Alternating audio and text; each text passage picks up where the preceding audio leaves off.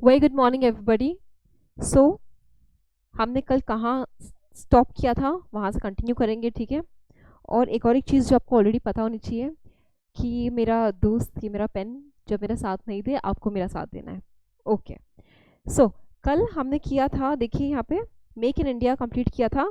I hope you have the charts drawn. नहीं है तो आप प्रीवियस लेक्चर पे जाके चार्ट्स ड्रॉ कर सकते हैं, ठीक है। बहुत बेसिक था मेक इन इंडिया का। एक बार फटाफट से रिवाइज कर लेते हैं। ओके, सो रिवाइज करेंगे। हम मेक इन इंडिया लिखा था, उसके ऊपर कब आया था? 2014 में आया था। प्राइम मिनिस्टर नरेंद्र मोदी ने अनाउंस किया था।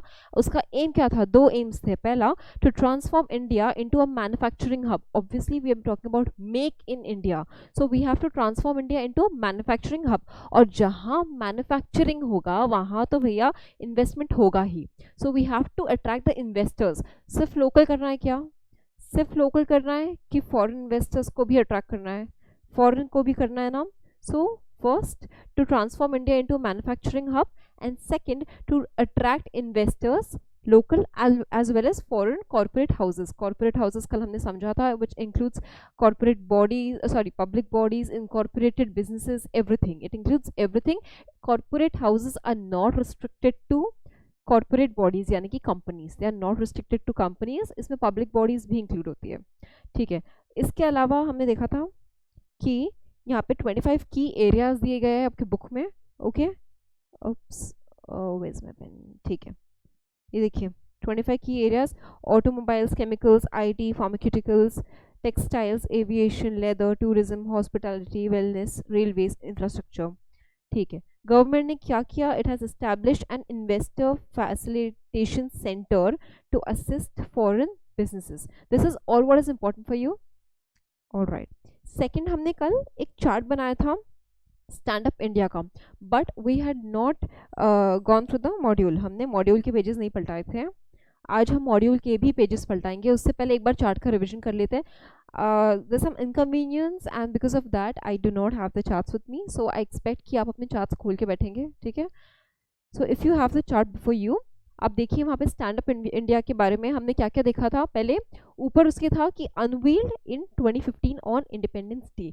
2015 को आ गया था इंडिपेंडेंस डे के। एक minute, can you see the book? Okay, no this is, ठीक है, 2015 को आया था, ठीक है, अनवील्ड। सेकंड हमने क्या देखा था? Anchored by DFS। कौन सा डिपार्टमेंट? पहले तो देखो, anchored by government of India था। गवर्नमेंट ऑफ इंडिया में बहुत सारे मिनिस्ट्रीज होती है। कौन सी मिनिस्ट्री? Ministry of finance. पैसों की बात है, फाइनेंस आ जाता है। मिनिस्ट्री ऑफ फाइनेंस में बहुत सारे डिपार्टमेंट्स होते हैं भैया। अब इसमें से कौन सा? तो department of financial services, which is also called as DFS, ठीक है। कंफर्टेबल? All right.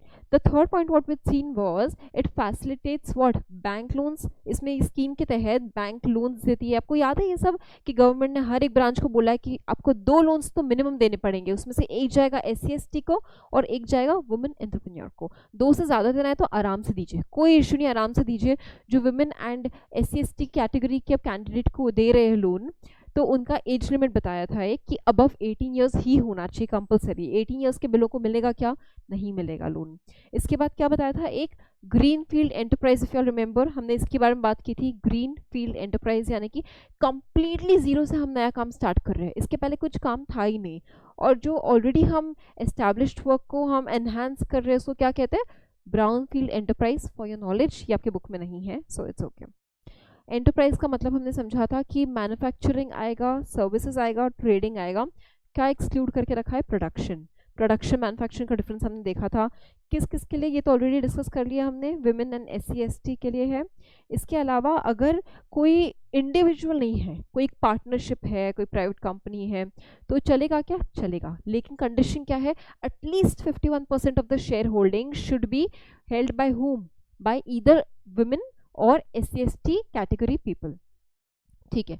अगर ये आपको क्लियर है तो इसके अलावा कुछ और पॉइंट्स हमने डिस्कस किए थे। देखो कि कुछ कंडीशंस क्या है कि पास में कोई डिफ़ॉल्ट नहीं होना चाहिए। कोई बैंक या फाइनेंशियल इंस्टीट्यूशन से अगर आपने लोन्स लिए थे तो कोई डिफ़ॉल्ट नहीं होना चाहिए। फिर इसका हमने देखा था इंटरेस्ट रेट कैसा होता है। MCLR, that is the minimum rate at which a bank can provide loan, +3% plus tenor premium, ये याद है सबको। साइज ऑफ लोन हमने पढ़ा था कि नॉर्मली तो देखो भैया साइज कितना देगा हमारे लोन का, बैंक दे देगा 75%।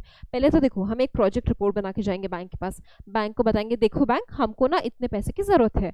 बैंक बोलेगा क्यों चाहिए पैसे, हम बोलेंगे ये इतना पार्ट हमको चाहिए वर्किंग कैपिटल और इतना चाहिए टर्म लोन, यानी कि term loan long term investment के हिसाब से, वर्किंग कैपिटल रोज के बिजनेस के लिए। बैंक बोलेगा ठीक है। अगर ये प्रोजेक्ट अप्रूव हो जाता है हमारा रिपोर्ट, तो फिर हमको क्या करना पड़ेगा, अगर ये हम बैंक से कहेंगे फिर हमको पैसे दे दो आपने अप्रूव कर दिया है, तो बैंक क्या बोलेगा कि ठीक है मैं आपको 75% दूंगा, 10% आप खुद की पॉकेट से देंगे कंपलसरी, और बचा 15% आप कहीं से भी लेके आइए, कोई प्रॉब्लम नहीं है, आप गवर्नमेंट स्कीम से लेके आइए, कहीं से भी लेके आइए। बट हमने देखा था एक कंडीशन होती है जहाँ पे बैंक 75% नहीं देगा, कहाँ पर, जब बोरोअर का कॉन्ट्रीब्यूशन और जब आप ले रहे हैं बाकी गवर्नमेंट स्कीम से support from other government schemes, उसका कंट्रीब्यूशन मिला के हो जाता है 25% से एक्सीड। इसका हमने लॉजिक एंड ऑल देखा था, रीजन। एंड इसके आगे हमने लास्ट पॉइंट, ये था आपका साइज ऑफ लोन, ओके। इसके अलावा जो लास्ट पॉइंट हमने देखा था वो था वर्किंग कैपिटल कैसे प्रोवाइड करेगा।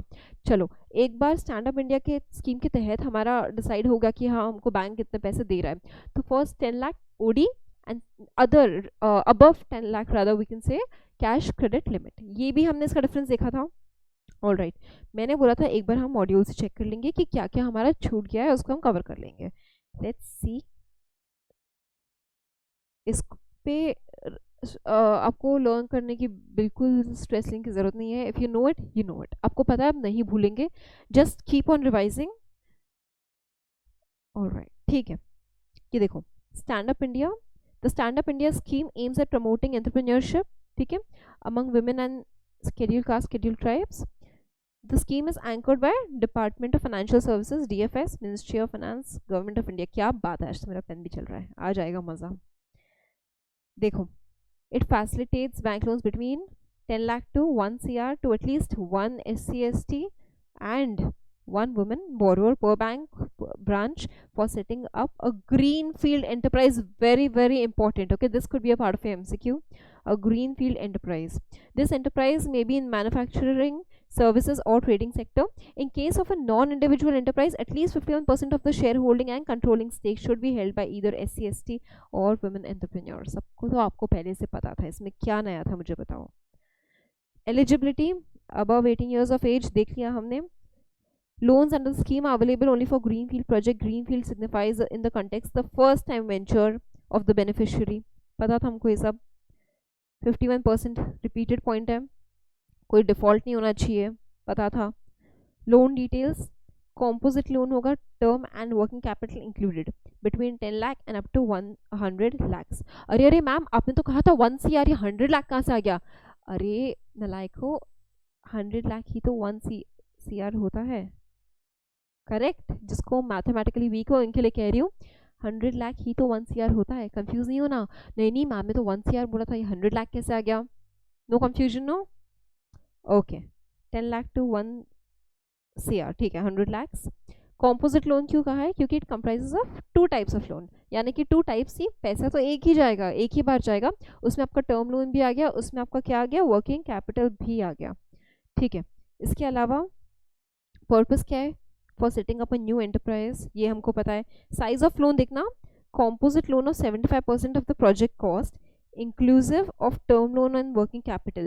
The stipulation of loan being expected to cover 75% of the project cost would not apply, ये वो exception जिसकी मैं बात कर रही थी, would not apply if the borrower's contribution along with the convergence support from any other scheme exceeds 25% of project cost। यानी कि borrower का contribution हो गया 10% प्लस अदर schemes आपको अगर मिल गया anything जिसका टोटल होता है अबव 25%, तो आपको 75% बैंक नहीं देगी। क्यों देगी ना, आपको इतनी ज़रूरत ही नहीं है तो, ठीक है। Interest rate clear, should not exceed, it can not exceed this rate, मतलब ये रेट मैक्सिमम होगा। सिक्योरिटी, ओके, सिक्योरिटी देखो, besides primary security the loan may be secured by collateral security और guarantee of credit guarantee fund, एक minute, fund scheme for stand up India loans. Stand up India के लिए government ने एक scheme बनाई है, एक और एक, जिसका नाम है credit guarantee fund scheme.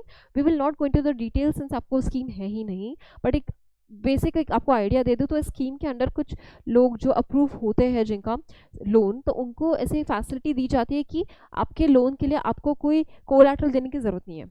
It's okay, आपको कोई कोलैटरल देने की ज़रूरत नहीं है, बैंक आपको लोन ऐसे दे देगी under the scheme called credit guarantee fund scheme. तो आपका जो स्टैंड अप इंडिया स्कीम है उसका लोन देखिए क्या कैसा हो सकता है, एक लिमिट तक होगा ना, क्रेडिट गारंटी फंड स्कीम एक लिमिट तक आपके लोन को कवर करेगी विदाउट कोलैटरल्स। तो आप कोलैटरल दे सकते हैं और कुछ जो रिमेनिंग पार्ट है आप किसके थ्रू कवर कर सकते हैं, under credit guarantee fund scheme. ये किसके लिए खास करके बनाया गया है, स्टैंड अप इंडिया लोन्स के लिए खास करके बनाया गया है, and this is called as, this is known as CGFSIL, इसको शॉर्ट फॉर्म यही कहा जाता है। ठीक है, this was okay, not a very important point, ठीक ठाक। ओके, रीपेमेंट देखना 7 years with a maximum moratorium period of 18 months।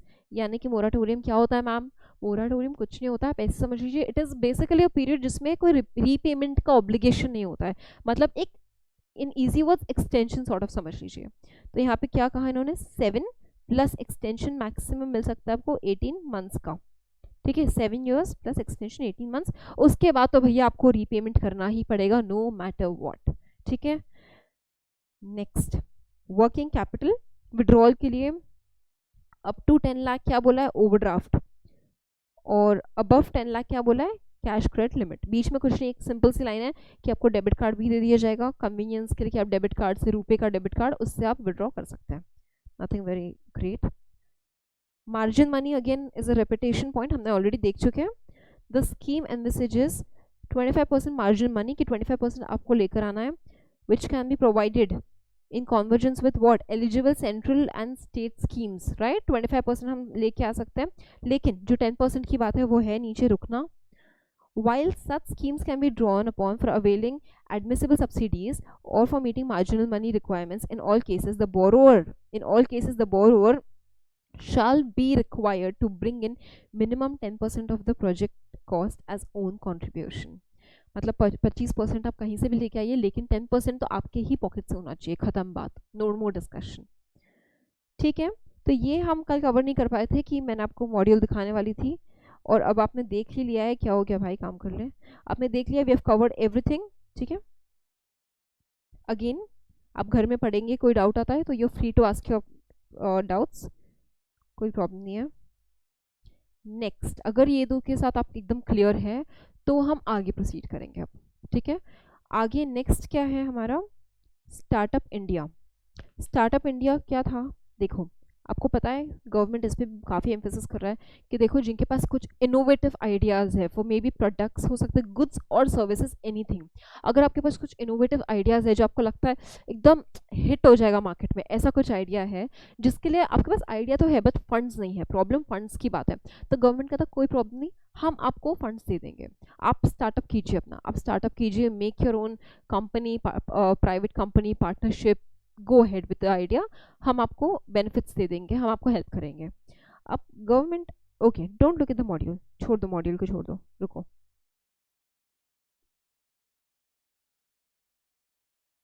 अच्छा, oh I have my charts, wow,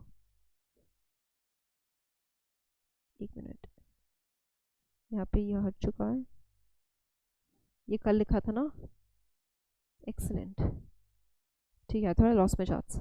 okay so देखो यहाँ पे कंटिन्यू करते हैं, न्यू पेज पे, स्टार्टअप इंडिया। अब ध्यान से, बुक्स बंद, पूरा अटेंशन स्क्रीन के ऊपर। स्टार्टअप इंडिया कब आया देखना,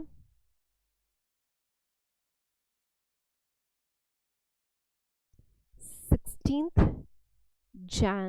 जनवरी 2016।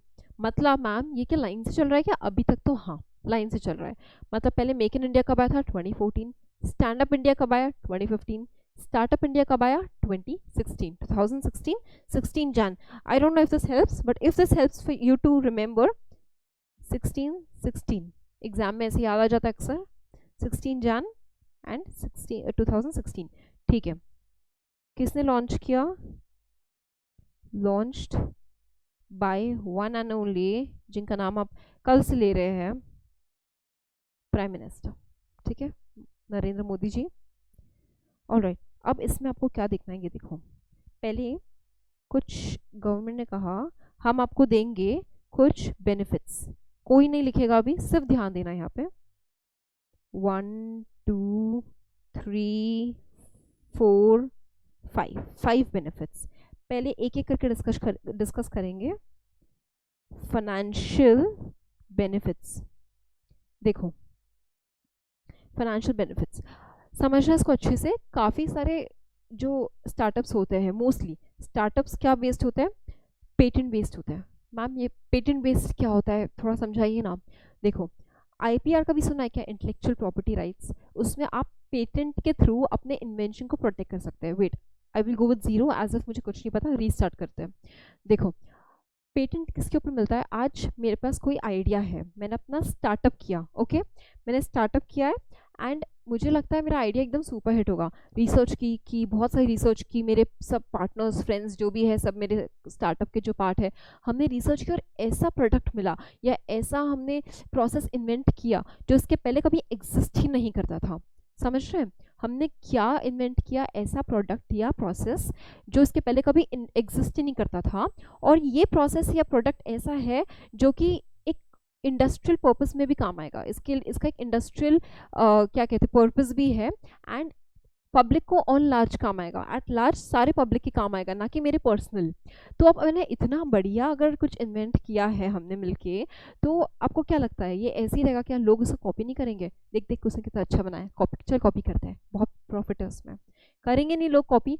बट मैं करने दूंगी क्या, मैं क्या बोलूँगी, अरे भैया मैं इतने सालों से इतनी मेहनत करके मैंने इतना, हमने मुश्किल से इसको इन्वेंट किया है कुछ, तो मैं प्रोटेक्ट करूंगी ना उसको, मैं पूरा प्रोटेक्ट करूंगी सो दैट उसका बेनिफिट सिर्फ मैं ले सकूँ। मतलब क्या, देखो आज एक इन्वेंशन हो गया, मैं जाऊंगी पेटेंट ऑफिस, एक पेटेंट ऑफिस होता है, मैं वहां पे अपना जो इन्वेंशन है उसको रजिस्टर करवा लूंगी।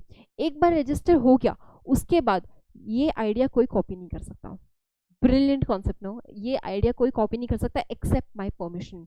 मतलब अगर किसी को अगर ये रिप्रोड्यूस करना है गुड्स सर्विसेज, अगर ये स्टार्ट करना है तो उनको क्या करना पड़ेगा, अगर सेम चीज़, तो उनको आके मुझसे लाइसेंस लेना पड़ेगा कि क्या हम ये आगे रिप्रोड्यूस कर सकते हैं, द सेम सर्विस और द सेम प्रोडक्ट, क्या हम ये लोगों तक पहुंचा सकते हैं, तो उनको आके मेरे से लाइसेंस लेना पड़ेगा।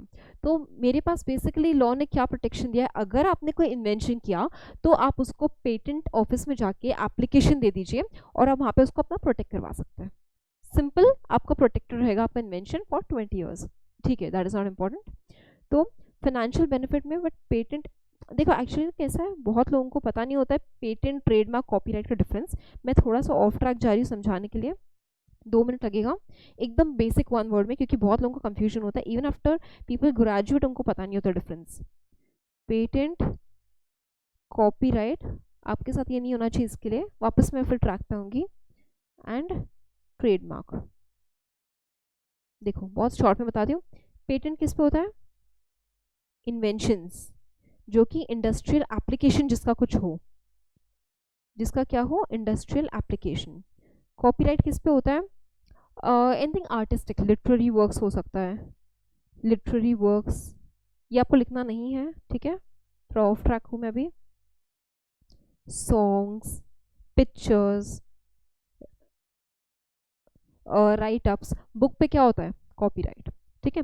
ट्रेडमार्क किसके ऊपर होता है, देखना ट्रेडमार्क होगा लोगोज, सिंबल्स, यहाँ तक के, सॉरी सिंबल्स, यहाँ तक के कलर्स एंड ऑल पे भी होता है, जो कि बहुत पॉपुलर हो जाता है बहुत चीज़ों पे। मैंने आपको बहुत शॉर्ट में बताया ये चीज़, मतलब फॉर एग्जांपल अभी हम पेटेंट की बात करें जो कि स्टार्टअप में होता है, ठीक है, ऐसे भी, चलो ठीक है मैं आपको एक शॉर्ट में बताती हूँ, ठीक है, हम पेटेंट पे बाद में आते हैं, सिंस हम उसी की बात करने वाले हैं ऊपर।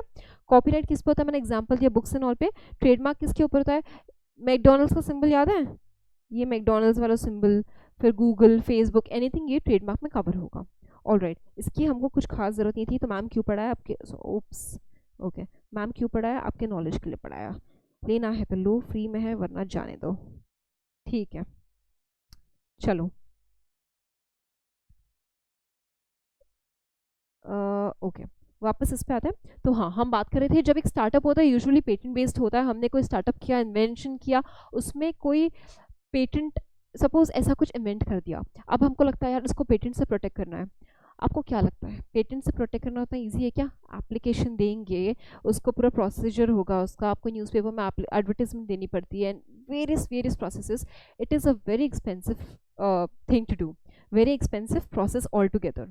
तो गवर्नमेंट ने क्या कहा कि देखो आप टेंशन मत लो, अगर आप एक स्टार्टअप करते हो, हम क्या सोचेंगे यार स्टार्टअप करो, उसमें इतने साल इन्वेस्ट करके मुश्किल से इन्वेस्टर्स इकट्ठे करो, फिर हम रिसर्च करेंगे, फिर कुछ हम इन्वेंट करेंगे, कुछ ऐसा कुछ नया प्रोडक्ट प्रोसेस, फिर उसको पेटेंट ऑफिस में जाएंगे हम उसको पेटेंट से प्रोटेक्ट करवाने, तो वहाँ पे अलग खर्चे। तो लोग ऐसे सोचते हैं। तो गवर्नमेंट ने क्या कहा, डोंट वरी अबाउट दिस, हम क्या करेंगे, हम आपको देंगे 80% रीबेट ऑन पेटेंट कॉस्ट। यानी कि आपका जो पेटेंट पूरा प्रोसीजर है पेटेंट रजिस्टर कराने का, उसके कॉस्ट, पूरे कॉस्ट का हम आपको 80% रीबेट देंगे। मैम ये रीबेट क्या होता है बताओ ना? कुछ नहीं, आपके लेवल पे इजी वर्ड्स में समझो तो refund. If you want you can write it down in the bracket there, यहाँ पे आप रिफंड लिख सकते हो, कोई प्रॉब्लम नहीं है। तो गवर्नमेंट ने कहा हम आपको 80% का क्या देंगे, रीबेट, यानी कि एक रिफंड सॉर्ट ऑफ दे देंगे, किस पे, पेटेंट कॉस्ट पे। प्लस, समझना, प्लस एक और एक बेनिफिट क्या देंगे, payment of fees of facilitator to obtain patent. Facilitator कौन होता है, जिसके पास हम अप्लाई करते हैं पेटेंट रजिस्टर करवाने के लिए। तो उसको जो पेमेंट करना होता है उसकी फीस गवर्नमेंट कहती है ये पूरा 100% हम करेंगे। तो जो पेटेंट का इतना बड़ा लंबा प्रोसेस का कॉस्ट है, उसका 80% का हम आपको रीबेट दे देंगे। Use the word rebate, okay, remember it rather, rebate दे देंगे, सॉर्ट ऑफ रिफंड होता है वो, plus payment of fees of facilitated to obtain patent, उसका पूरा फीस भी हम दे देंगे। तो ये हो गया एक फाइनेंशियल बेनिफिट। इसके आगे जो सेकंड बेनिफिट हम देखने वाले हैं, it is income tax benefit. IT benefit बहुत इंपॉर्टेंट होता है, क्योंकि आधे लोग तो आप समझेंगे आगे जैसे आप आईटी पढ़ेंगे उसी के लिए कितना लोग क्या क्या नहीं करते अपना टैक्स बचाने के लिए। सो यहाँ पे income tax benefit government clearly openly दे रहा है स्टार्टअप्स के लिए। क्या दे रहा है देखना, समझना इसको। पहला, 3 years एग्जेम्पशन। अरे अरे अरे, फिर क्या हो गया देखो, फिर शुरू हो गया तेरा, अरे अरे, हाँ लिख लिया, 3 years एग्जेम्पशन पोस्ट इनकॉर्पोरेशन। मतलब गवर्नमेंट ने क्या कह दिया है, तो बहुत ही बड़ा बेनिफिट दे दिया कि आप जैसे इनकॉर्पोरेट होते हो 3 साल तक, इनकॉर्पोरेट मतलब कम इनटू एग्जिस्टेंस, जैसे आप एग्जिस्टेंस में आते हो 3 साल तक भैया आपके ऊपर कोई आईटी एप्लीकेबल नहीं होगा, आपको इनकम टैक्स भरने की जरूरत नहीं है। हमने आपको क्या कर दिया, एग्जेम्प्ट। एग्जेम्प्ट मतलब आप एक एग्जेम्पशन यानी कि एक्सेप्शन में आ गए कि आपको भरने की जरूरत नहीं है, कब तक, 3 years तक, ओके।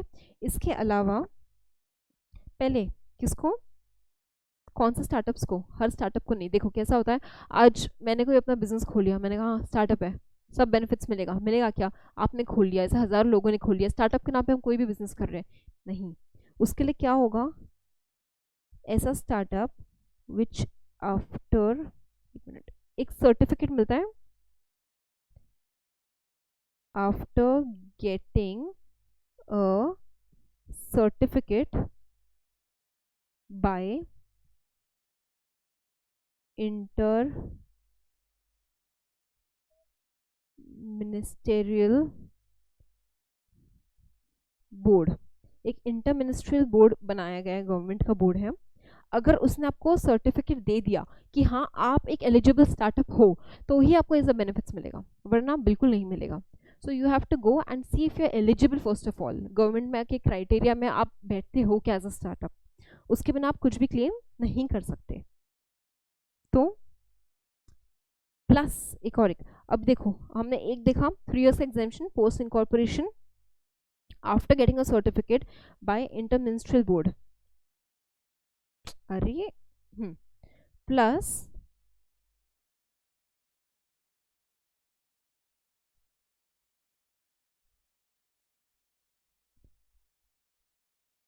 ओफो,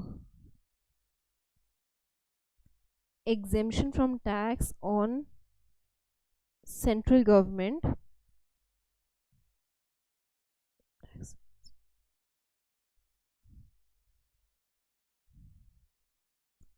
investment in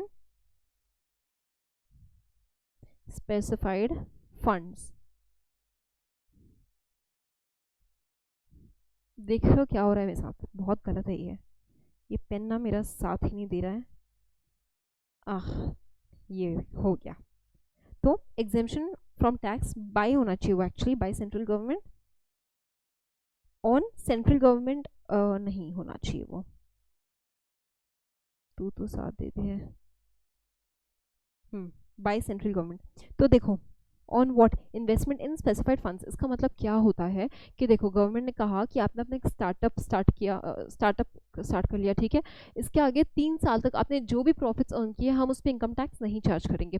ओके, मैंने कहा लेकिन व्हाट इफ ऐसा हुआ मैंने प्रॉफिट्स अर्न किए, वो प्रॉफिट्स मैंने इन्वेस्ट कर दिए कुछ फंड्स में, वहाँ से मुझे प्रॉफिट मिला, ठीक है, वो इन्वेस्टमेंट का प्रॉफिट, उस पर तो टैक्स लगेगा ना। फिर मैं ये सोचने लग गई कि अगर समझो फॉर एग्जांपल मैंने 100 रुपीज़ में स्टार्टअप में से अर्न किए, उसको इन्वेस्ट किया कोई पर्टिकुलर फंड्स में, what ever fund it is, ठीक है, रियल एस्टेट फंड्स या फिर इंफ्रास्ट्रक्चर फंड्स, म्यूचुअल फंड्स, जो भी फंड्स हो मैंने इन्वेस्ट कर दिया। अब उसमें मुझे मिला रिटर्न 20 रुपीज़ का, मुझे मिला टोटल 120 रुपीज़। तो जो 20 रुपीज़ मैंने अर्न किया है by investment in some funds, उस पर तो टैक्स लगता है। तो मैंने बोला उसका क्या, तो गवर्नमेंट कहती डोंट वरी, हम आपको वो भी एग्जेम्प्ट कर देंगे, यू विल बी एग्जेम्प्टेड वो टैक्स पे से। क्या लिखा है? Exemption from tax by central government. Central government ने बोला है किसमें से? Investment in specified funds. मतलब सेंट्रल गवर्नमेंट क्या कह रही है, हम आपको कुछ स्पेसिफाइड फंड्स बताएंगे, यही फंड्स में जब आप इन्वेस्ट करेंगे और आपको प्रॉफिट मिलेगा तो वो profit will be exempt from tax. Simple, बहुत ईजी था। कुछ था क्या इसमें?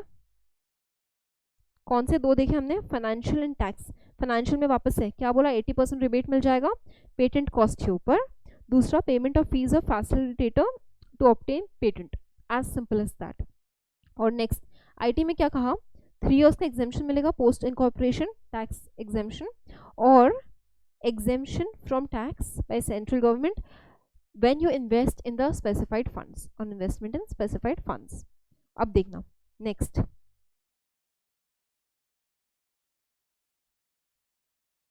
नेक्स्ट क्या है? Registration benefits. हाँ मैं जानती हूँ मुझसे बुरा चार्ट कोई नहीं बना सकता है यार, मैं क्या करूँ, ये स्क्रीन ही ऐसी है, समझो थोड़ा सा। ओके, यस, मैनेजेबल, ठीक है। अब मैं कहूँगी कि यार स्टार्टअप वार्टअप चलो ठीक है, आप बाद में मुझे बेनिफिट्स दे रहे पोस्ट बेनिफिट, लेकिन रजिस्ट्रेशन कितनी झंझट है, कौन करेगा? बार बार ये फॉर्म दो वो फॉर्म दो, यू नो गवर्नमेंट प्रोसेसेस कैसे होते हैं, ये करो वो करो, आधे लोग तो उधर ही अटक जाते हैं, आधे लोग तो उधर ही सोचे जाने दो यार, कौन इतना सर फोड़ेगा, माथा पच्ची करेगा। तो गवर्नमेंट क्या कहता है, कोई प्रॉब्लम नहीं, सुनो हम आपके लिए वो भी बेनिफिट दे देते हैं जिसका नाम होगा रजिस्ट्रेशन बेनिफिट। गवर्नमेंट क्या बोल रहा है देखो, एक सिंगल एप्लीकेशन होगा। क्या प्रॉब्लम क्या है मुझसे, नहीं लिखना क्यों नहीं है हमको? सिंगल एप्लीकेशन फॉर रजिस्ट्रेशन, ठीक है। गवर्नमेंट कहा देखो एक सिंगल एप्लीकेशन है, उसमें आपको डिटेल्स फिल करना है, सबमिट करना है, आपका रजिस्ट्रेशन हो जाएगा एज एन एलिजिबल स्टार्टअप। कोई प्रॉब्लम है क्या इसमें आपको? अब तो कंफर्टेबल है ना? हमने कहा हाँ अब कंफर्टेबल है। साथ में गवर्नमेंट ने बोला कि हमने बोले कंफर्टेबल तो है लेकिन what if I have some problem, ऐसे एक बार में आप फॉर्म देंगे हम भर देंगे ऐसा होता है क्या? उसमें 100 डाउट्स आएंगे, अब हमको ये नहीं समझ में आया वो नहीं समझ में आया, इतने डाउट्स आए, उसका क्या करें हम? तो गवर्नमेंट ने बोला कोई प्रॉब्लम नहीं है। अरे अरे अरे, एक doubt solving and problem solving window भी क्रिएट की है। एक doubt and problem solving window भी अवेलेबल है, आपको जो भी डाउट होगा प्रॉब्लम होगा वो हम सॉल्व कर देंगे, कोई प्रॉब्लम नहीं है। रजिस्ट्रेशन में क्या कहा? 2 है, single application and doubt and problem solving window, as simple as that.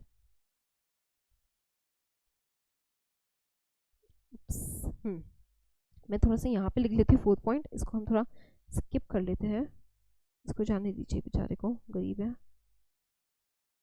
ठीक है, अब देखो ये सबसे बड़ा बेनिफिट मेरे हिसाब से government tenders.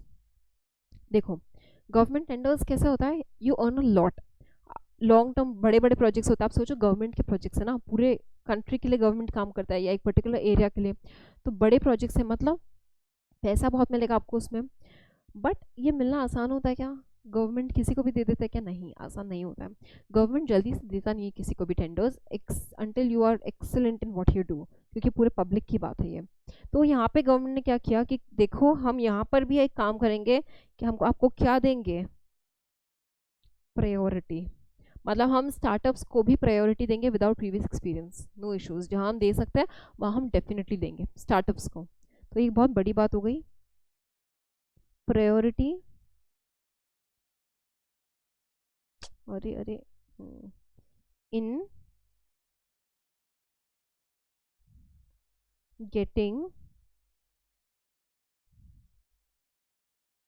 Government tenders, priority in getting government tenders, very simple point, government priority देगा आपको टेंडर्स के दौरान। और एक आखिरी पॉइंट जो था, थोड़ा सा स्पेस का आप जैसे देख सकते हैं थोड़ा इनकन्वीनियंस है, तो मैं यहाँ पे लिख लूँगी, कौन सा था हमारा 5th पॉइंट था वो,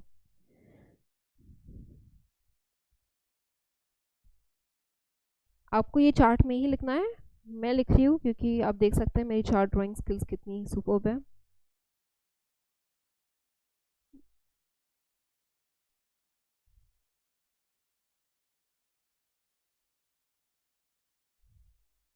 ह्यूज, चल जा, चल गया, ह्यूज नेटवर्किंग अपॉर्चुनिटीज, मतलब क्या, देखो हमारे स्टार्टअप में बहुत सारे इन्वेस्टर्स होंगे, स्टेक होल्डर्स होंगे, तो हमको देखो क्या होता है, एक स्टार्टअप इंडिया हब करके बनाया हुआ है, ऑनलाइन ये सब आपको ऑनलाइन पोर्टल पे सब होगा। आप सोचेंगे मैम आप ये सब बता रहे हो बट ये सब होगा कहाँ, हमको जाना कहाँ पड़ेगा ये सब पूरा प्रोसेस करने के लिए, कहीं नहीं, इट्स ऑल ऑनलाइन, ठीक है, पूरा ऑनलाइन हो जाता है। तो ऑनलाइन आपको ये भी कहा है कि क्या होगा, ये सब तो ऑनलाइन होता है, बट जो मैं अभी 5th पॉइंट बता रही हूँ ये ऑफलाइन का भी फैसिलिटी दिया है। क्या दिया देखना, opportunity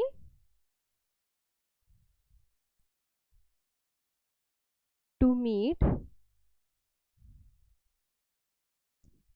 various stakeholders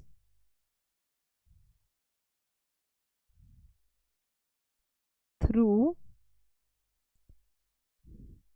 again I am telling you please मत लिखना मेरे साथ, मैं आपको पूरा एक्सप्लेन करूंगी कैसे लिखना है, उसके बाद ही लिखना, स्टार्टअप फेस्ट, क्या ये, opportunity to meet various stakeholders to startup fest. अच्छा, फेस्ट मतलब आपको पता होगा कॉलेज फेस्ट होता है, क्या होता है, एक गैदरिंग सॉर्ट ऑफ होती है फॉर अ पर्पस, ठीक है, फेस्ट क्या होता है, सॉर्ट ऑफ एक gathering, informal gathering for a particular purpose. तो यहाँ पे क्या बोला है, स्टार्टअप के भी फेस्ट होंगे, जी हाँ स्टार्टअप के फेस्ट होंगे, और वहाँ पे आपको वेरियस स्टेक होल्डर्स आपके बाकी, और जो बाकी स्टार्टअप ओनर्स है ना जिन्होंने स्टार्ट किया है अपने अपने स्टार्टअप्स, आप सबसे मिल सकते हो फेस्ट में, you can communicate with various people who are into this, जो आपके साथ साथ चल रहे हैं। तो इसके एक्चुअल फेस्ट ऑर्गेनाइज होते हैं अलग अलग सिटीज़ में time to time, if you see on Google आपको ये सब पता चलेगा।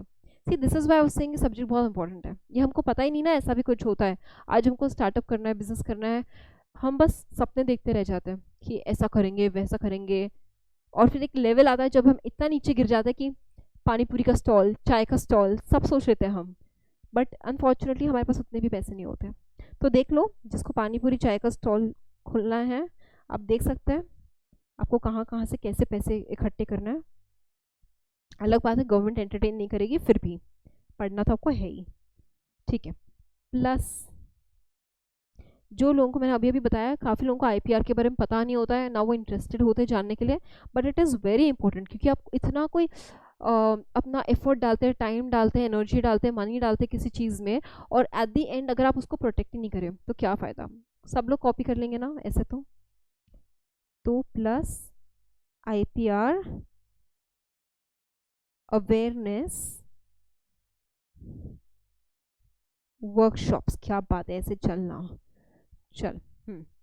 प्लस क्या बोला, आईपीआर अवेयरनेस वर्कशॉप्स, मतलब ह्यूज नेटवर्किंग अपॉर्चुनिटीज। एक बार वापस से देखना, क्या अपॉर्चुनिटी दी गवर्नमेंट ने, opportunity to meet various stakeholders through startup fest. Startup के फेस्ट ऑर्गेनाइज होंगे, वहां पे आप वेरियस स्टेक होल्डर्स को मिल सकते हैं, simple. And second one is plus IPR awareness workshop, workshops held होंगे स्पेशली किसके लिए, आईपीआर अवेयरनेस के बारे में।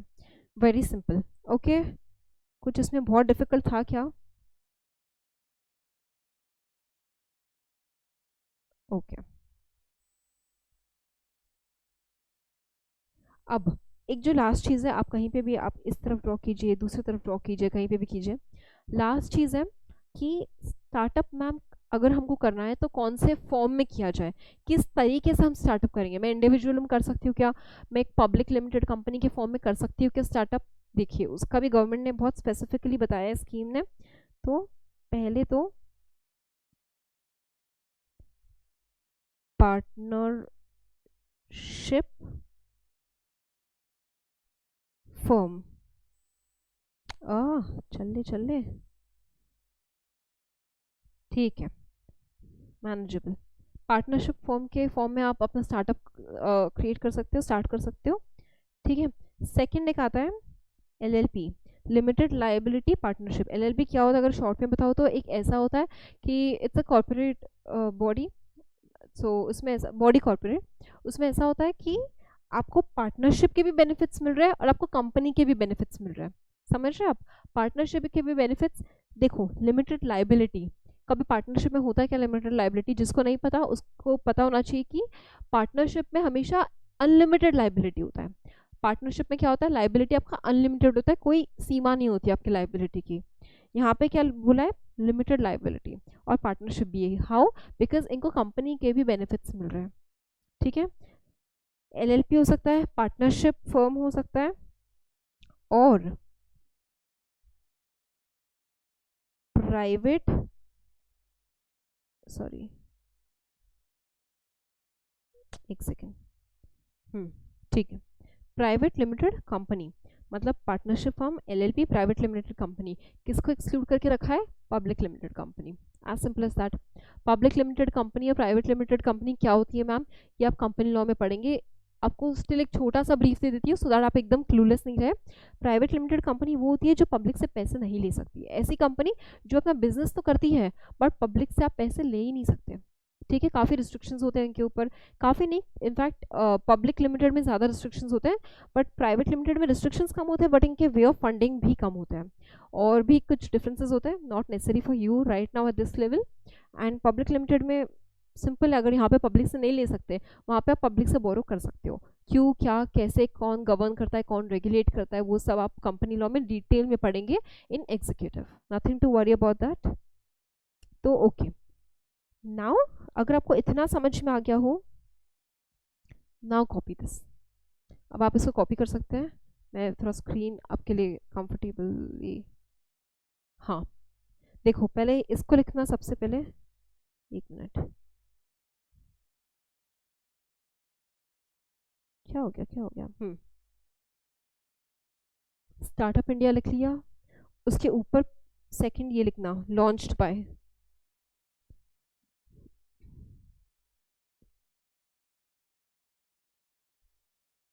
launched by Prime Minister on 16th January 2016।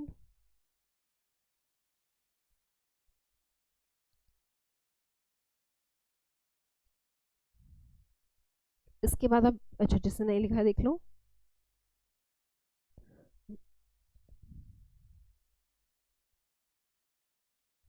इसके बाद आप बेनिफिट्स लिखेंगे,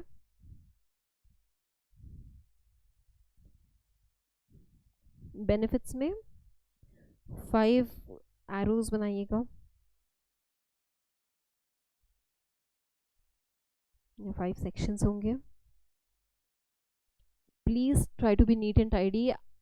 आई रियली वुड हैव बीन, अगर आप मेरे नोट्स देखेंगे तो I always prefer to be neat and tidy, but since ये स्क्रीन है उस तरीके से नहीं हो पाता है। देखो क्लीन बुक्स होंगे, अच्छे बुक्स होंगे ना तो आपको पढ़ने का मन करेगा, ठीक है। बेनिफिट्स अगर स्टार्ट कर चुके हो तो लिखो फाइनेंशियल बेनिफिट पहले.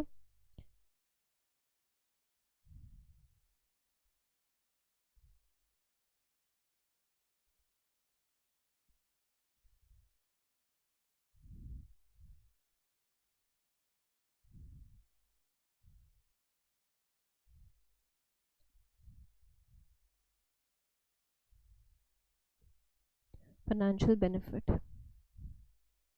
पहले पूरा लिख लो, financial benefit.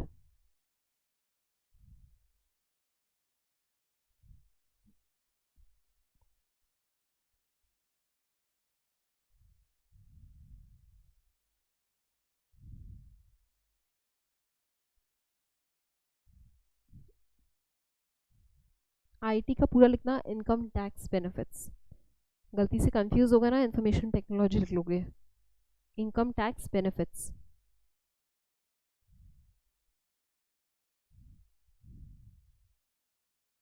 3 years exemption post incorporation. Short form लिखेंगे क्या आप? बिल्कुल नहीं.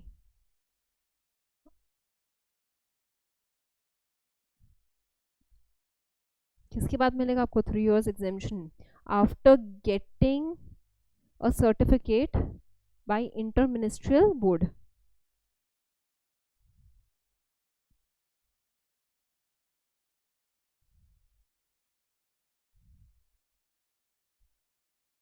मैं एक्सपेक्ट कर रही हूँ आप पहले पॉइंट 1 पॉइंट 2 पूरा लिख रहे हैं. इसके लिए मैं स्क्रीन नीचे कर रही हूँ. I will come up again.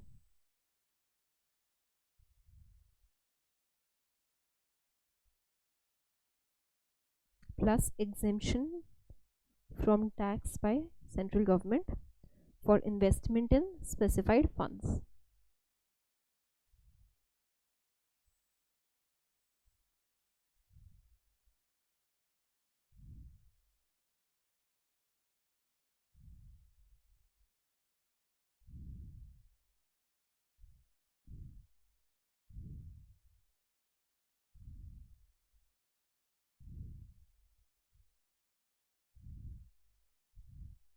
Registration benefits.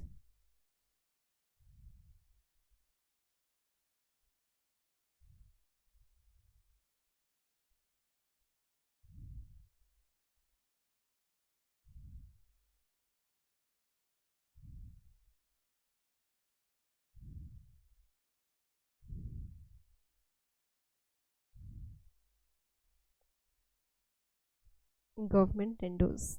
This is tenders. और जो 5th एरो है उसका कंटेंट मैं आपको दिखा देती हूँ. जिसका नहीं हुआ पॉज करके आप कंटिन्यू कर सकते हैं. 5th का क्या है? Huge networking opportunities. इसमें आपको फेस्ट याद रखना है और अवेयरनेस वर्कशॉप्स. किसका अवेयरनेस? आईपीआर का. फेस्ट क्यों होगा? क्योंकि आपको एक अपॉर्चुनिटी दी जाती है कि आप वेरियस जो स्टेक होल्डर्स हैं स्टार्टअप्स के उनसे मिल सको.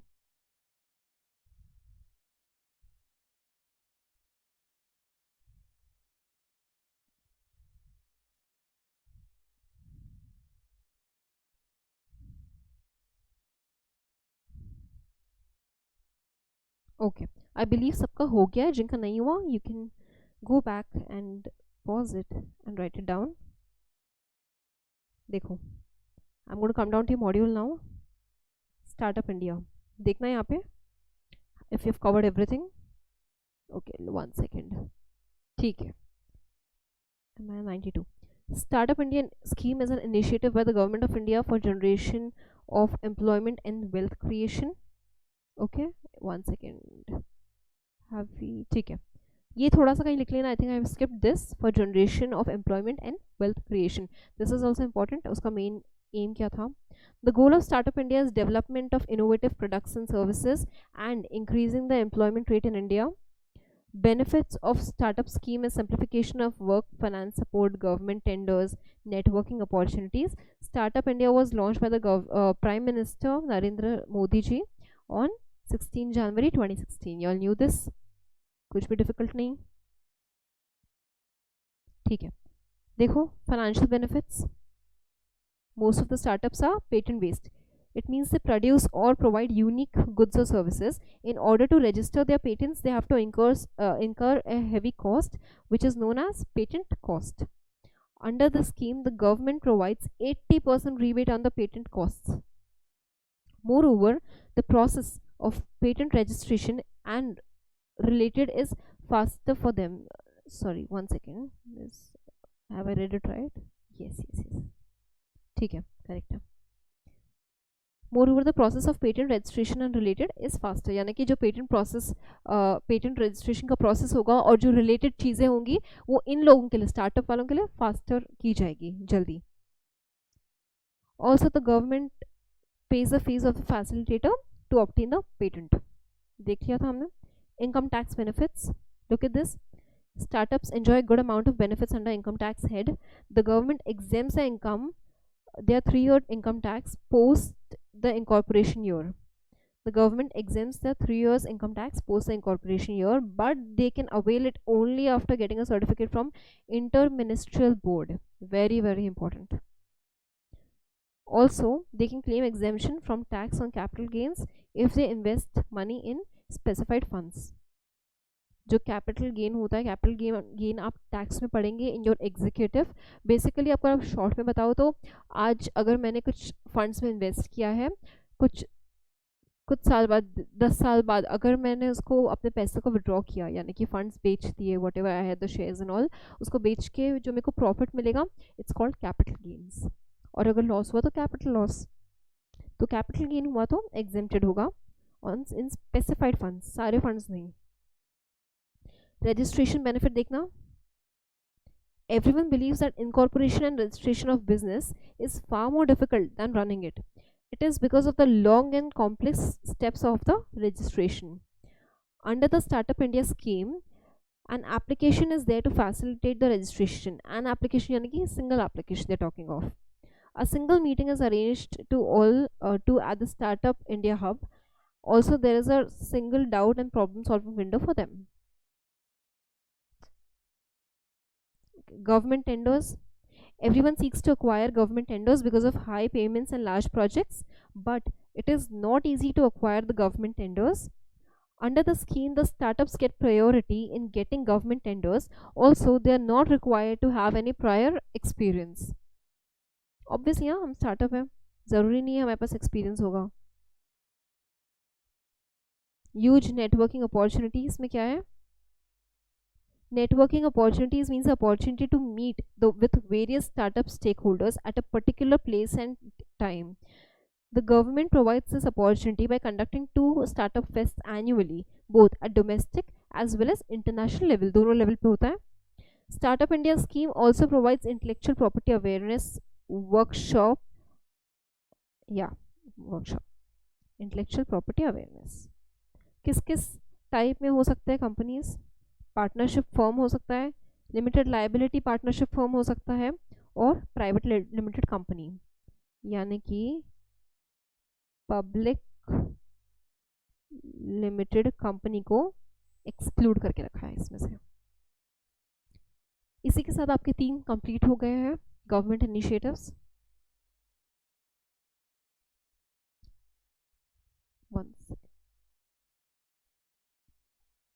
All right.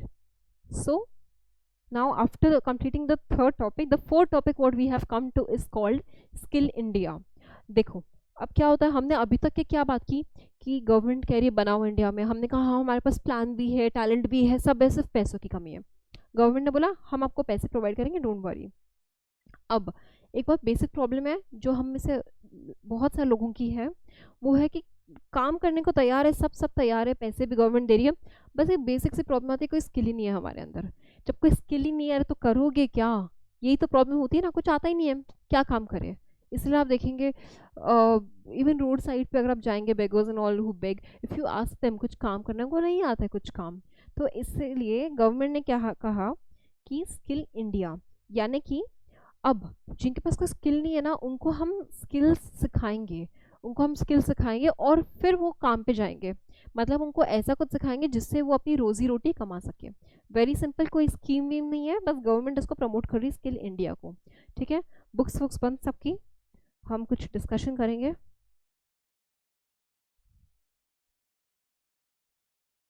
देखो लेट्स कम डाउन यहाँ पर, स्किल, स्किल है वो, skill India, okay. Skill India, government चाहती है कि इंडिया में सबको स्किल्स प्रोवाइड हो जिन लोगों को ज़रूरत है। उसके लिए क्या बनाया है देखो, उसके लिए इम्प्लीमेंट कौन कर रहा है इसको, गिव मी 2 minutes, आप लोग लिंक में आ जाएंगे, even you will come in to the flow. Implemented by national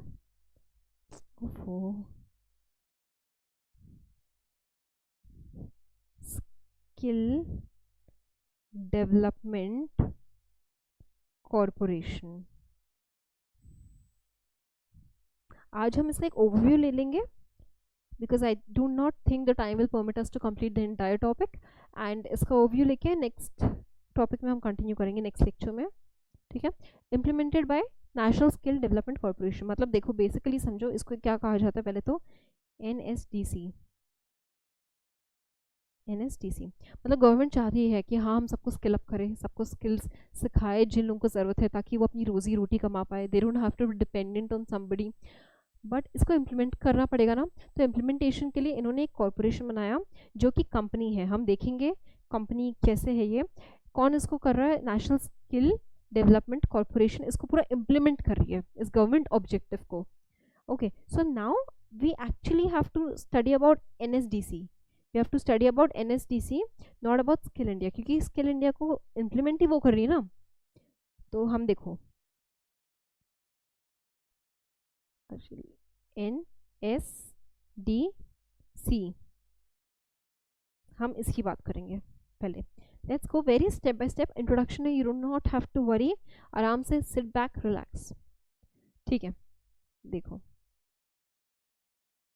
इसको सेटअप किसने किया होगा, आप गेस करो, गवर्नमेंट ऑफ इंडिया, कौन सा मिनिस्ट्री, अब आपको पता है मिनिस्ट्रीज होता है, इसमें डिपार्टमेंट नहीं है, आपको टेंशन लेने की जरूरत नहीं है, no stress, there is no department.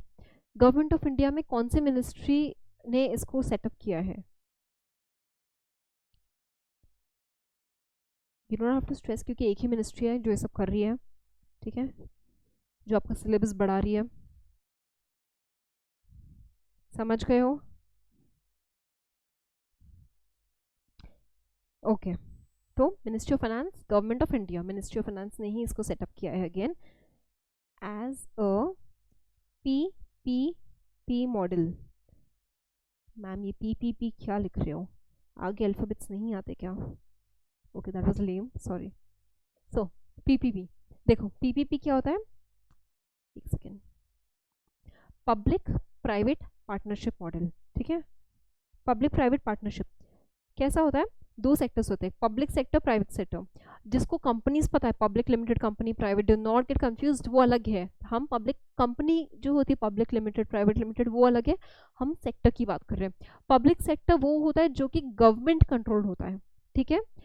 आपको काफ़ी सारे मिलेंगे, if I give you some examples, जैसे railways, atomic energy, nuclear energy, space, कभी सुना है क्या मुकेश अंबानी चला रहे हैं सबको, नहीं, ये सब कोई चला सकता है क्या इसको, मुकेश अंबानी खोल सकता है अपना खुद का रेलवेज, इंडियन रेलवेज के अलावा, रिलायंस रेलवेज, नो, हम ऐसे कोई फील्ड कोई नहीं खोल सकता, टाटा बिरला अंबानी, वाई, बिकॉज ये गवर्नमेंट सेक्टर में आता है। किस चीज़ की बात कर रही हूँ मैं, गवर्नमेंट सेक्टर, यानी कि ऐसे सेक्टर्स जो गवर्नमेंट कंट्रोल्ड है, और प्राइवेट सेक्टर्स वो है कि जो कि गवर्नमेंट कंट्रोल नहीं करता है, एज सिंपल एज दैट। यानी कि जो भी आप कंपनीज, मैंने जिनके नाम लिए अभी, जो भी कंपनीज है वो क्या है, प्राइवेट सेक्टर है। तो यहाँ पे PPP मॉडल इम्प्लीमेंट किया है, public private partnership, okay.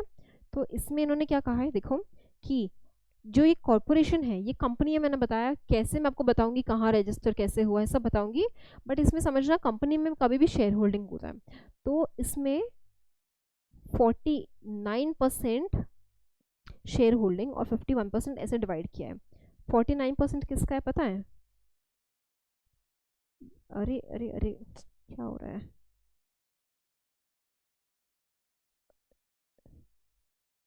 Government का, और 51 प्राइवेट सेक्टर। प्राइवेट सेक्टर यानी कि प्राइवेट कंपनी नहीं होती है, मैं वापस से क्लियर कर रही हूँ इसको। और ये गवर्नमेंट कंट्रोल्ड है यानी कि पब्लिक सेक्टर है। 49%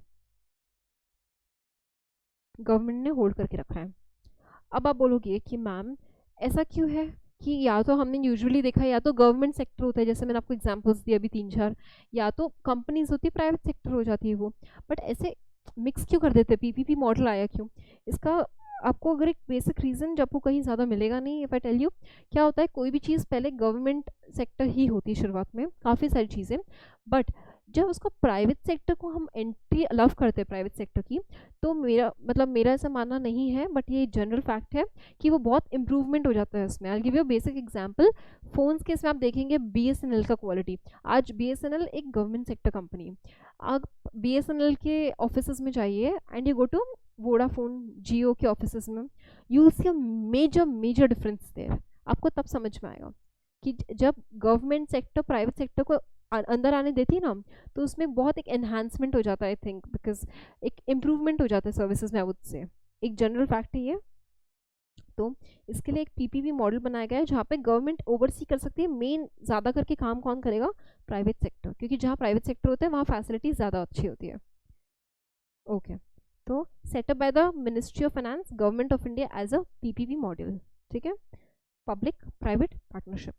ओके, इसके बाद जो सेकेंड पॉइंट मुझे यहाँ लिखना था, again I have used up the space already इधर, तो यू मेक श्योर कि आपके पास यहाँ पे स्पेस हो, ये वाली स्पेस। ठीक है, तो I am going to write my second point here. Second point क्या है इसका?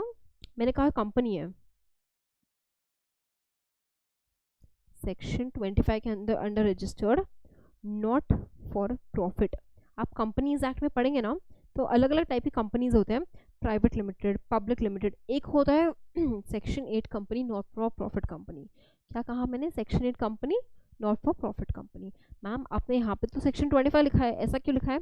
देखो, जब 1956 का एक्ट था, पहले क्या था? कंपनीज एक्ट 1956, जो कि अभी बन चुका है कंपनीज एक्ट 2013। ठीक है, 2013 में काफ़ी सारे अमेंडमेंट्स आए, तो अभी हम क्या फॉलो करते हैं? 2013, which is the latest act. But ये जब बना था ना, ये कब बना था? 2008 में बना था दिस कॉर्पोरेशन, 2008। तो जब ये बना था उस टाइम पे क्या फॉलो हो रहा था? कंपनीज एक्ट 1956, जिसमें इसको इनकॉर्पोरेट किया था as a not for profit company. Not for profit को अलग एडवांटेजेस मिलता है क्योंकि इनको गवर्नमेंट लाइसेंस देती है वर्क करने का, इनको रजिस्ट्रार के प्रोसेस के थ्रू जाने की ज़रूरत नहीं है, मतलब वो भी है, बट इसके अलावा इनका थोड़ा सा अलग होता है प्रोसेस एंड ऑल, कि इनको गवर्नमेंट से लाइसेंस मिलता है, इनको अपने कंपनी के सामने लिमिटेड, प्राइवेट लिमिटेड लगाने की कोई ज़रूरत नहीं है, जो कि बाकी सब कंपनीज को लगाना पड़ता है। इसलिए यहाँ पे एंड में क्या लगा है? कॉर्पोरेशन, क्योंकि गवर्नमेंट हैंडल्ड है, गवर्नमेंट ने इसको लाइसेंस दे के रखा है। तो नॉट फॉर प्रॉफिट क्या है? ये सेक्शन 25 के अंडर रजिस्टर हुई थी, जो आज के डेट में कहलाता है सेक्शन 8 कंपनी, आज की डेट में। बट अगर आपको पूछा गया एग्जाम में, अगर ये आता है ऑप्शन कि not for profit company NSDC register कौन से सेक्शन के अंडर हुई थी, तो आएगा आंसर 25, क्योंकि उस टाइम पे तो हुई थी ना, आज इसको हम सेक्शन 8 बुलाते हैं, रजिस्टर तो सेक्शन 25 के अंडर ही हुई थी। ठीक है, so this is why I was saying. तो ये जो कंपनी है not for profit company, not for profit मतलब क्या होता है ma'am?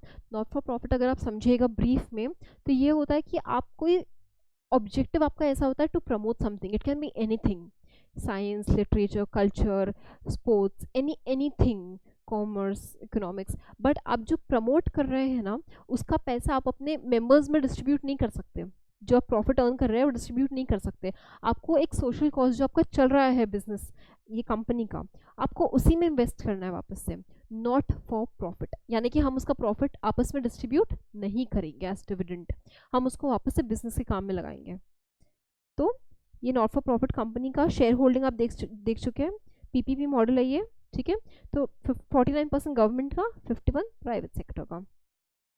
Okay, now if this is clear, the third point इसका क्या है? देखो मैं लिख देती हूँ, ये फर्स्ट है, ये सेकंड है, और ये थर्ड पॉइंट है।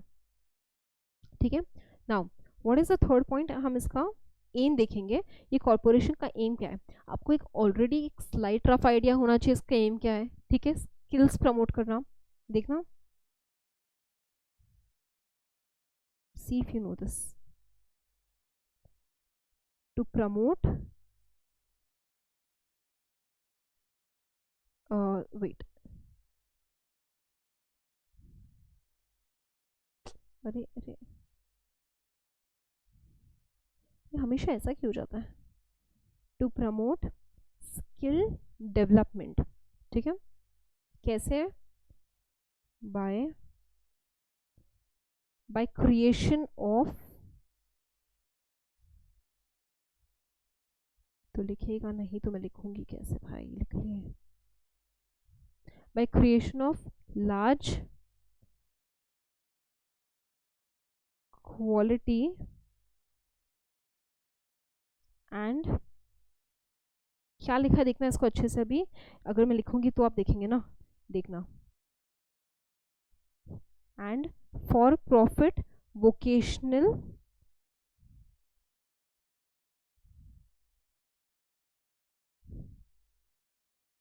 Institutions,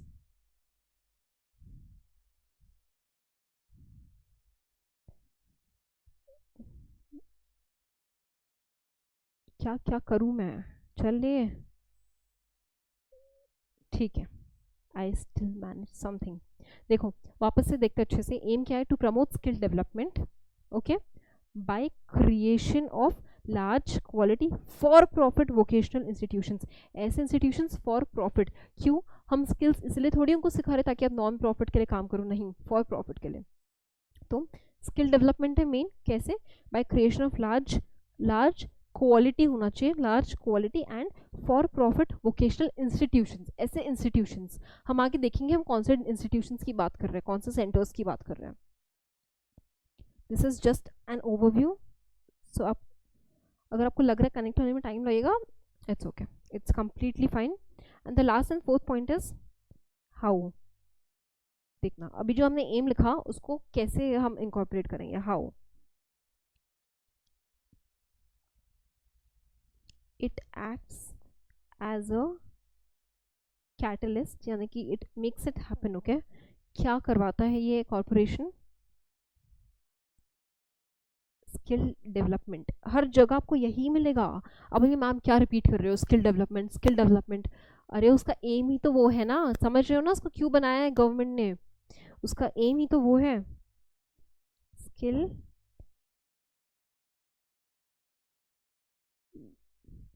development, okay, I have written in short, ठीक है। बाय प्रोवाइडिंग, अब देखो, अब यहाँ पे मेन आता है, by providing funding to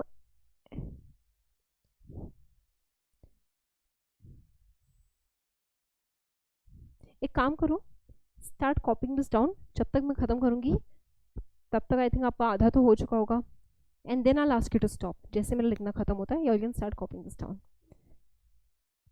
okay. मैं तब तक कोशिश करती हूँ मैं लिखना अपना खत्म कर लूँ।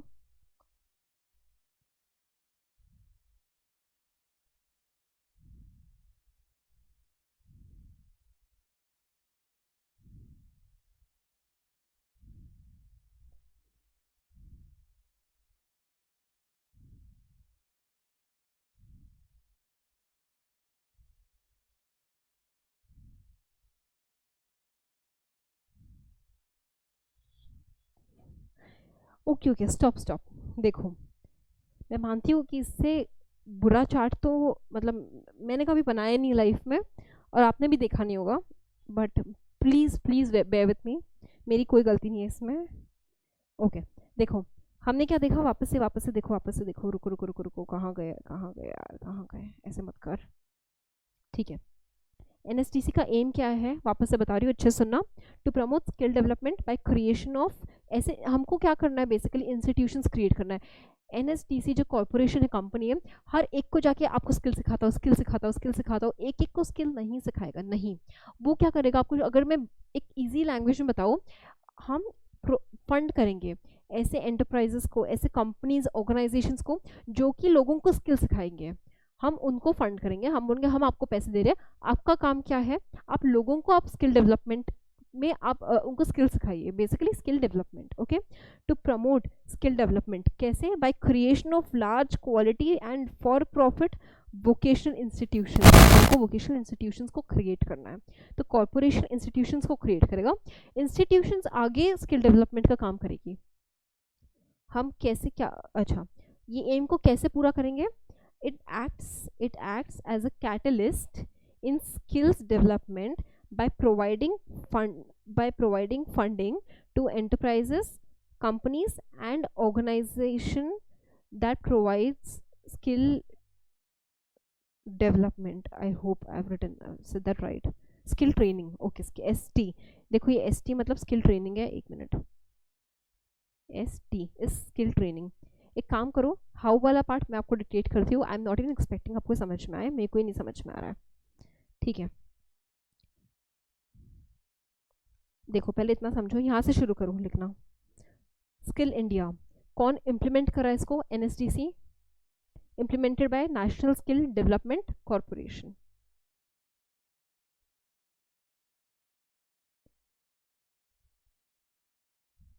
NSDC के बारे में आपको कुछ समझना है तो हमको क्या समझना है कि पॉइंट नंबर 1, किसने सेटअप किया उसको? Ministry of Finance, Government of India, ठीक है। कैसे? As a PPP model. PPP क्या होता है मैम? Public private partnership. यहाँ पे शेयर होल्डिंग गवर्नमेंट का भी होगा और प्राइवेट सेक्टर का भी होगा। गवर्नमेंट से का शेयर होल्डिंग होना क्या मतलब है? पब्लिक सेक्टर और प्राइवेट सेक्टर दोनों का शेयर होल्डिंग होगा। कितना परसेंट है मैम? 49%, 51%। लेकिन मैम शेयर होल्डिंग तो सिर्फ कंपनीज में होता है ना? जी हाँ, तो ये कॉर्पोरेशन है ये तो, क्योंकि ये कॉर्पोरेशन भी एक कंपनी है, सेक्शन 8 कंपनी। सेक्शन 8 को यही तो बेनिफिट है, सेक्शन 8 यानी कि आज की लैंग्वेज में, पहले उस टाइम पे क्या था? सेक्शन 25 कंपनी, उसका यही तो बेनिफिट है ना, आपको लिमिटेड प्राइवेट लिमिटेड लगाने की कोई ज़रूरत नहीं है, आपको लाइसेंस मिलता है काम करने का, किससे? गवर्नमेंट से। तो आप कॉर्पोरेशन लिख सकते हो क्या? बिल्कुल लिख सकते हो। तो this is basically a company, आज की डेट में कहेंगे सॉरी आज की डेट में कहेंगे इसको सेक्शन 8 कंपनी। इसके लिए इसमें शेयर होल्डिंग है जो आप ये देख सकते हैं। अच्छा ठीक है, तो अगर ये इम्प्लीमेंट कर रहा है, क्या इम्प्लीमेंट कर रहा है, कैसे, क्या एम है मैम इसका? एम सिंपल है, टू प्रमोट स्किल डेवलपमेंट। कैसे? By creation of large quality and for profit vocational institutions. Okay, how? It acts as a catalyst in skill development by providing funding to enterprises, companies, organizations that provide skill training.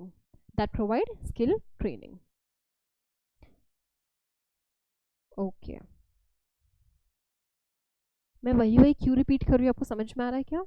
ताकि आपको learn नहीं करना पड़े ये चीज़, आपको ये automatically सुन के आपको इसका नॉलेज मिल जाए। Once it is in your knowledge you do not have to memorise it. कल ही देखा हमने, इसलिए मैं बार बार रिपीट कर रही हूँ इसको।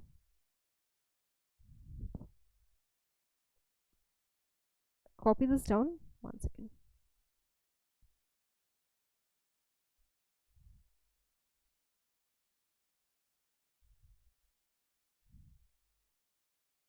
प्लीज़ नीटली बनाना, मेरे जैसा कतई मत बनाना।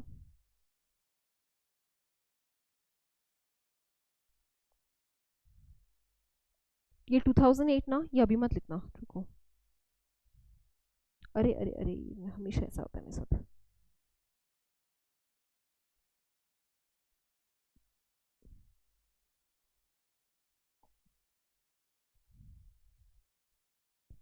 वन बात कर रहे हैं सेटअप के बारे में, सेकंड शेयर होल्डिंग के बारे में बात करता है, पीपी के नहीं सॉरी, फर्स्ट सेटअप के बारे में बात कर रहा है, उसमें ही हमने पीपी मॉडल देख लिया, उसमें ही हमने शेयर होल्डिंग देख लिया। सेकंड पॉइंट बात करता है कंपनी के बारे में, section 25 company not for profit, section 8 in today's date it's called section 8, ताकि आपको याद रहे। हमने से 2 मैम अलग अलग क्यों लिखे, तो आपको ये याद होना चाहिए।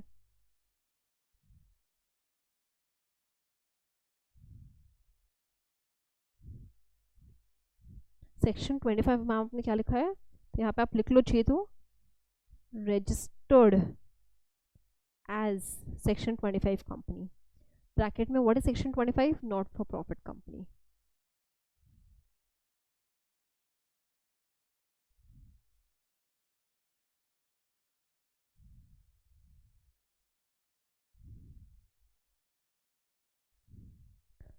क्या करेंगे हम बाद में, if you want clear charts no, तो मैं थोड़ा सा क्लैरिटी के साथ ये सेम चार्ट्स बना लूँगी जिनको इसमें से नहीं समझ में आ रहा है, और मैं वो भी प्रोवाइड कर दूँगी। तो आपको स्ट्रेस लेने की, चिंता करने की कोई ज़रूरत नहीं है। Third point, aim to promote skill development by creation of large quality to promote skill development by creation of large quality and for profit vocational institutions. That's the aim of NSTC. आपको best part क्या है पता है? आपको learn करना है क्या? बिल्कुल नहीं। समझना है? हाँ। आपको आएगा MCQ ना, how it acts as a catalyst in skills development by providing funding to enterprises, companies and organizations that provide skill training. Okay, sorry, wait.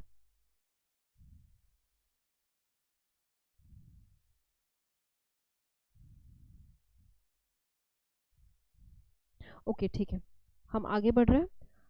जिन्होंने नहीं कॉपी किया है आप पॉज कर लेना, कॉपी कर लेना, ठीक है। नेक्स्ट देखो, इसके बारे में अभी हमने एक ओवरव्यू देखा है, कुछ डिटेल्स दिए हैं, किसके बारे में, कि इसको इम्प्लीमेंट कैसा किया है, क्या स्किल्स है, कैसे क्या सेंटर्स बनाए गए हैं, कैसे प्रोवाइड किया जाता है स्किल ट्रेनिंग, जो हम आज नहीं देख पाएंगे अगेन बिकॉज हमारे पास टाइम परमिट नहीं करता है हमको।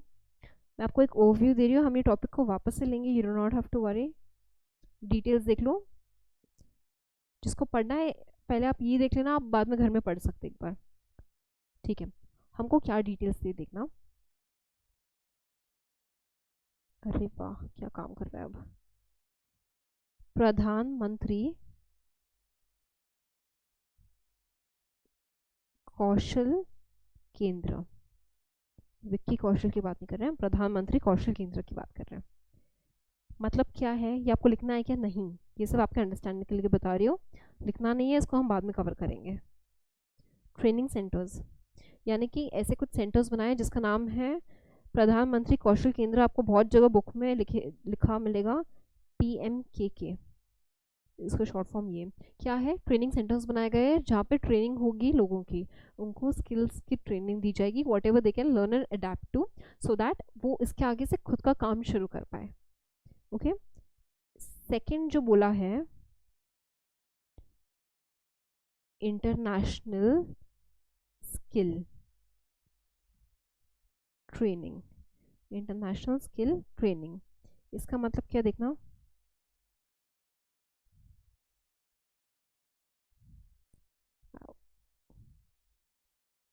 अरे ट्रेनिंग माइग्रेंट वर्कर्स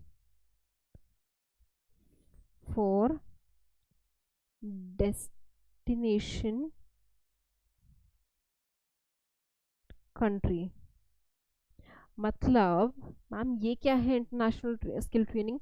मतलब गवर्नमेंट कहती है कि ज़रूरी है क्या सिर्फ जिनको आप स्किल्स देंगे, प्रोवाइड करेंगे, वो इंडिया में ही काम करें? माइग्रेंट वर्कर्स सुना है, जो बाहर कंट्रीज़ में भी जाके काम करते हैं।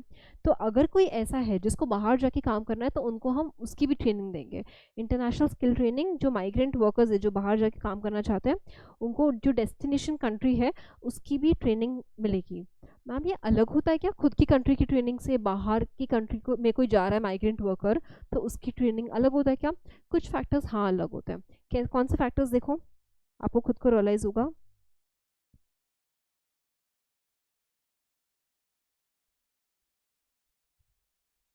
लैंग्वेज, कल्चर एक्सेट्रा, ये सब अलग होता है ना वहाँ का, तो उनको इसकी भी ट्रेनिंग दी जाएगी। I am struggling to write the C of etcetera, ठीक है, तो इसकी भी उनको ट्रेनिंग दी जाएगी।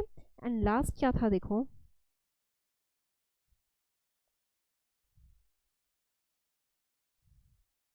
टेक्निकल इंटर्न ट्रेनिंग प्रोग्राम, इसको क्या कहते हैं पता है? TITP। मतलब क्या होता है यहाँ पर कि हमारे कंट्री में स्किल्स हम प्रोवाइड कर रहे हैं, बट कभी कभी ऐसा होता है ना कि somewhere we are lacking in the skills, कि यार जो वो कंट्री के पास स्किल्स है वो तो हमारे पास भी नहीं है। होता है कि नहीं होता, ऐसा ऐसा भी होता है ना कि जो दूसरों के पास स्किल्स है हमारे पास नहीं है। उसमें एक लीडिंग एग्जाम्पल है जापान। जापान आपने सुना होगा, it is very fast and way ahead than India at least. इतना क्विक है वहाँ पे, इतने नेचुरल कैलामिटीज़ होते हैं, within days they are back to normal. अपने इंडिया में ऐसा कुछ हो जाए तो उसको ही उसमें से उभरने के लिए, उस सदमे में से उनको सालों लग जाते हैं। तो जापान में ऐसा नहीं है, वहाँ के टेक्निकल स्किल्स की बहुत तारीफ है, बहुत नाम सुनते हैं हम कि वो बहुत आगे है अपने टाइम से। तो यहाँ पे क्या किया जाता है देखो,